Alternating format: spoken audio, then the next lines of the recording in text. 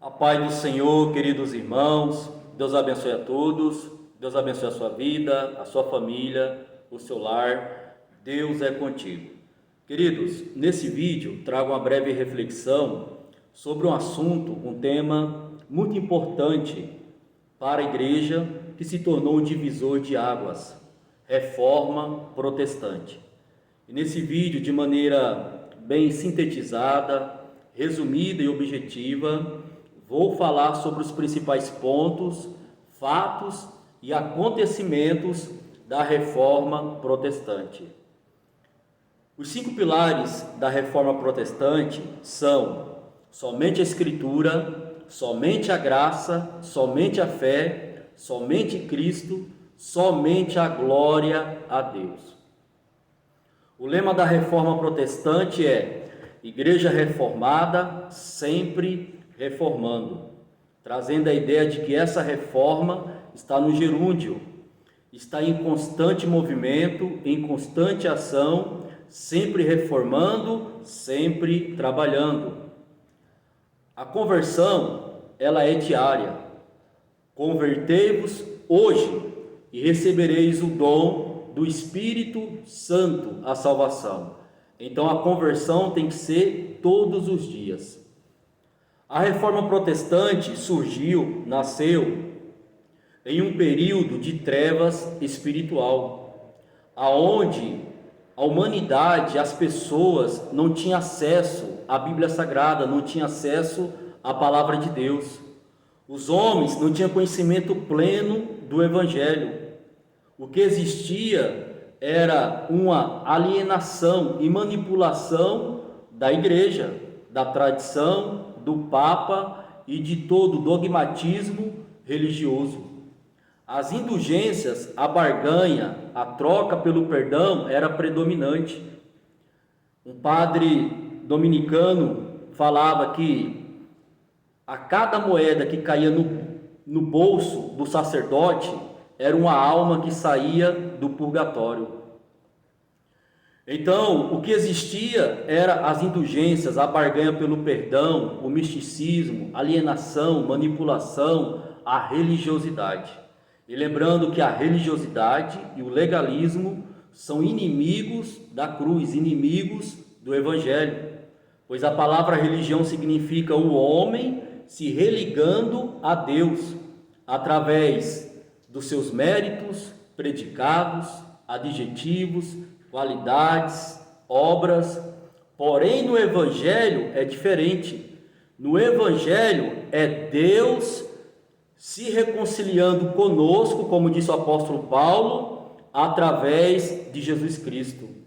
No Evangelho, Jesus nos amou primeiro, nos escolheu. No Evangelho, Deus se revelou para a humanidade através do seu amor pregado, anunciado na cruz do Calvário, no Gólgota, através do sacrifício do seu Filho unigênito, nosso Senhor e Salvador Jesus Cristo. Então, Deus levanta alguns homens assim para revolucionar, impactar o seu país, a sua nação, a sociedade aonde eles estavam inseridos, o seu contexto, a sua igreja, as pessoas. E destaca aqui 3 homens: Martinho Lutero, na Alemanha, Zwinglio, na Suíça, e João Calvino, na França e também em outros países. E o reformador mais conhecido no movimento da reforma protestante foi Martinho Lutero. Lutero nasceu na Alemanha. Ele veio de uma família pobre, humilde, e o sonho do pai de Lutero era que o seu filho, Lutero, se tornasse advogado. Porém, Lutero, ainda muito novo, jovem, ele vai estudar filosofia, e ele se forma muito novo, pois Lutero foi um homem muito inteligente para a sua época. Ele se forma em filosofia e se torna doutor em filosofia. Depois de um tempo, Lutero vai para o monastério. E nesse monastério, Lutero se torna um eremita, um lobo solitário. Ele vai se isolar da sociedade, se isolar de tudo e de todos, e ali ele vai se aprofundar na religião, na religiosidade. Ele vai mergulhar na religião, na tradição, no dogmatismo religioso. Ele começa a fazer muitos sacrifícios, até no seu próprio corpo, além de toda devoção religiosa. E esses sacrifícios começam a afetar o seu corpo físico, a sua saúde e a sua mente, a sua psique. Então começa a surgir os questionamentos, as indagações, as perguntas de tudo aquilo. E nesse monastério, Lutero ele recebe uma Bíblia, ele começa a estudar. E ele começa a estudar Romanos, capítulo 1, do versículo 16 a seguir, aonde Paulo faz uma defesa sobre a fé e a justificação. E ao longo do tempo, Lutero foi percebendo que algo estava errado no seu contexto, na sua sociedade, na sua igreja, na sua religião, naquilo que ele acreditava. Então Lutero vai percebendo que tudo aquilo era um sacrifício inútil, as pessoas se sacrificando, as pessoas fazendo devoções.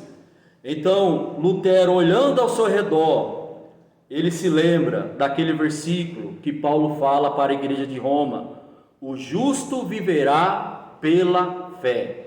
E esse versículo soa no seu coração de maneira forte, sobrenatural, e Lutero começa agora a entender o que esse versículo de fato quer dizer. Então Lutero, no ano de 1517, no mês de outubro, ele vai pregar suas 95 teses no castelo de Wittenberg. E ali, essas teses, que era a defesa do Evangelho, Lutero defendendo o Evangelho, defendendo a Bíblia, o direito que todos os homens deveriam ter acesso à Bíblia, até porque nessa época o único que tinha acesso à Bíblia era a religião, o Papa, e ainda fazia uma leitura em um idioma morto, fazia a leitura em latim e ainda lia a Bíblia de costa para o povo. Então Lutero consegue traduzir a Bíblia para a língua alemã, para a sua nação, o seu povo, e ele prega as 95 teses no castelo de Wittenberg, e ali começa um divisor de águas sobre a Alemanha, sobre as pessoas, e ali começa a reforma protestante.